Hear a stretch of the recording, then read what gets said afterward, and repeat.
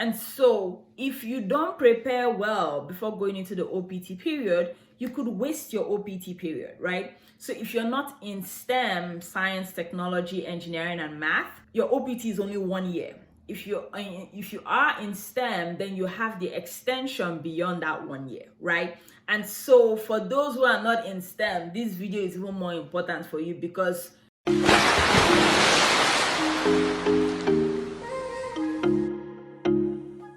hello there, welcome back to Winie Student World.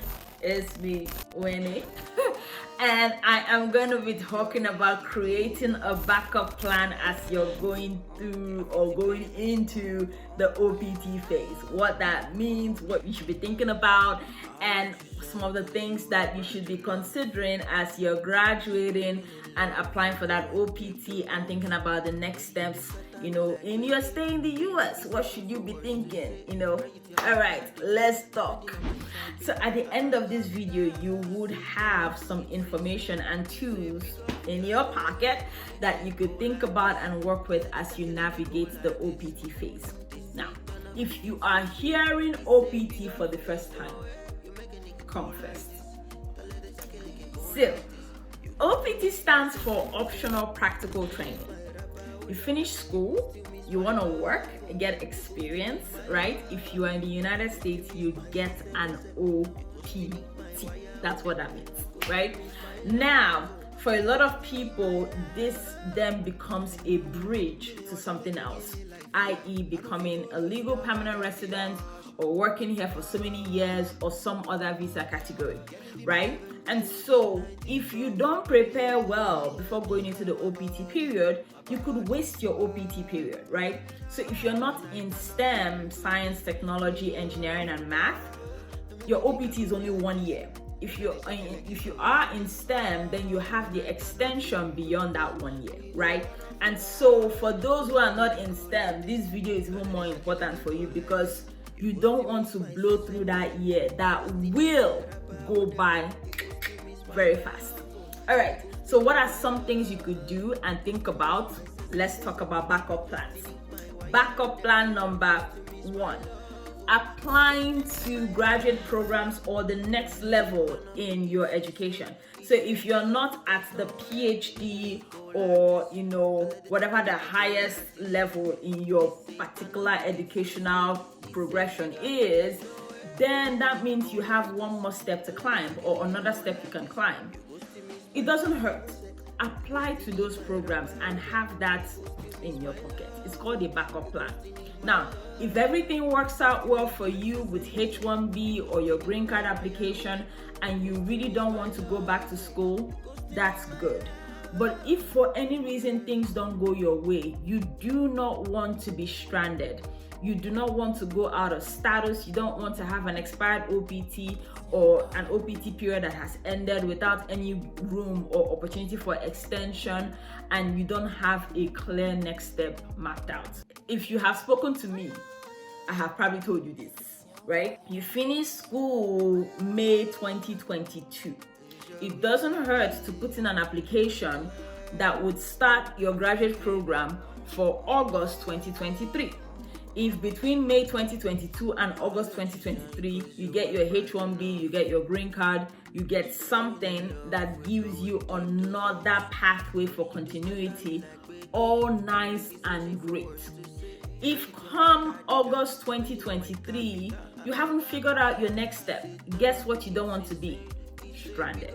So apply to either a graduate program or whatever the next level of education is for you. If you are also at the end or if you have gotten to a peak point, there are also other educational opportunities that you could consider that will give you an I-20 while you figure out your next steps. All right. The next thing to do as a backup plan is to continue your job application. This is particularly important for people who are in jobs that have made it very clear that they are not going to sponsor you, right? They have made it very clear that this is a 1 year, 6 months, or this is an internship that has like an end date. And so you cannot sit there and hope that the manager or supervisor will like you well enough to change their mind. Does it happen? Yes. should you hang your hat and your coat on that happening? No. And so you want to continue your job applications.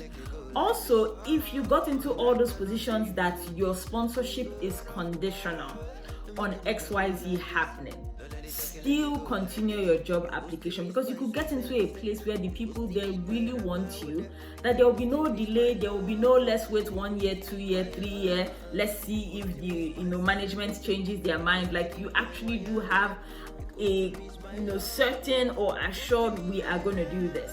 And so continuing job application could mean different things for different people, but the point is you really don't want to fold your hands and cross your legs until that green card or H-1B visa is in your hand. So continue job applications, because if you get into a better opportunity, you could go, for example, from a capped organization to a cap exempt organization, right? If you watch my previous video, then you know what I'm talking about. And so, like, there are so many things that could happen between one job and another job, and look at your specific condition. If it is something that will benefit you, I highly recommend that you take advantage of it. Got it? All right.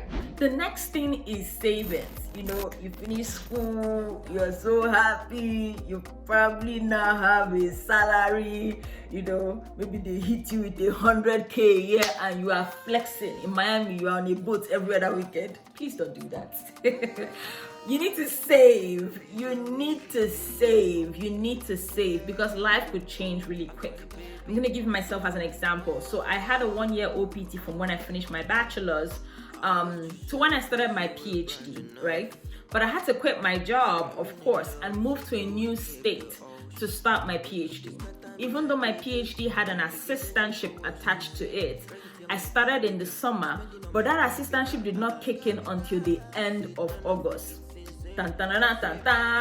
You need savings, right? Even when you're transitioning, maybe moving jobs, even sometimes you don't know what's going to happen. Like, there are some really weird things that have happened to people. They got a job, they thought everything was going to be okay, and then they laid off the whole department. They got a job, they thought that this job was going to file their H-1B, and then management changed their mind. Supervisor got tired, left the job, fired himself or herself, or there was a new supervisor, and that original agreement or plan no longer held water. And so having savings, like always thinking about, okay, if this job goes away today, what am I going to do? That is very important. But in the spirit of backup plans and all the things that could happen to us as international students and professionals, the last thing you want to be is financially stranded. And so save. All right. The next thing is applying for STEM OPT extension. Now, this applies to people who are in STEM fields, of course, but it's also very important. STEM OPT. This has happened. There are people that are completely clueless about this process, that they don't know that their degree is STEM, or they don't know when they should be thinking about STEM OPT extensions. Like, it's a 1-year OPT, right? By month 8, you're already having conversations with people about your STEM OPT extension, right? Because you probably need approval from your company to apply for that extension where you're going to work, right? Or whatever you need to get. You're supposed to start to gather that document early. And so please don't wait until month 9, 10, 11, 12 to apply for your extension. And also do some investigation. Is your degree STEM? You might not know, but you might qualify as STEM. And so those are some things that you should take upon yourself to find out, so that you could know all the opportunities that are available for you. Unfortunately, all our DSOs are not as knowledgeable as they could be or should be on this issue. And the truth is, if anything goes wrong, it doesn't fall on them, it falls on you. So you have to be responsible for yourself and for the opportunities and for your progression and your stay in the United States. Got it? All right. The next thing to consider is other pathways to a green card or a legal permanent resident status. Good thing is there's a whole video on that, especially for you. you're welcome. But you want to start thinking about other pathways, right? And so while you are waiting for H1B, or while you are looking at, OPT extension, wherever you fall in that category, could you qualify for another pathway?